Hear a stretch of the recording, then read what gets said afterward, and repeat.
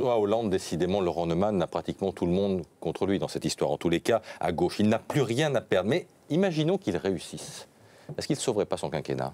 Écoutez, non, la seule chose qui peut lui permettre de réussir son quinquennat et même de se présenter, c'est d'inverser la fameuse courbe du chômage. Alors, quelle est la stratégie? Vous vous souvenez que François Hollande, il avait dit 2016, ce sera l'année du rassemblement à gauche. Puis l'année a commencé avec la déchéance de nationalité, ça a clivé son camp, et là, c'est parti pour être encore pire. C'est-à-dire que la loi Macron, à côté, c'était une petite passade, quelque chose de sympathique. Là, vous avez raison de dire, tout le monde est contre. Figurez-vous que le gouvernement n'a même pas pris le soin de sécuriser entre guillemets la CFDT, le syndicat réformiste qui jusqu'ici a plutôt soutenu les réformes du gouvernement. C'est quoi la stratégie de François Hollande? Même à gauche, on a du mal à comprendre. Je vous donne un élément d'explication. Il préfère prendre le risque de diviser son camp, mais d'apparaître comme celui qui réforme jusqu'au bout. Il y a un élu socialiste qui me disait hier, oui, mais cette fois-ci, ça peut casser. Ça peut casser parce qu'après la déchéance de nationalité, cette fois-ci, sur la loi El Khomri, il s'est mis quand même tout le monde à le dos et bien au-delà des traditionnels frondeurs ou de la gauche. Et il y a les syndicats qui sont en train de s'organiser. Laurent, on l'a évoqué il y a un instant. Est-ce que le gouvernement a les moyens de faire face à une fronde des travailleurs? Alors écoutez, les syndicats s'organisent, ils étaient tous ensemble, ils ont promis de se revoir.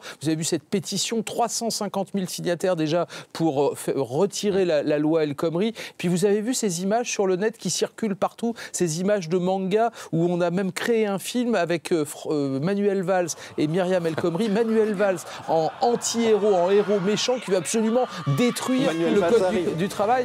Donc vous voyez que la communication des syndicats ou des frondeurs est plus organisée, si j'ose dire, que celle du gouvernement. Myriam El Khomri, elle a montré les muscles avec le 49.3 et puis elle a fait marche arrière. Des ministres du gouvernement s'interrogent sur la validité de cette réforme.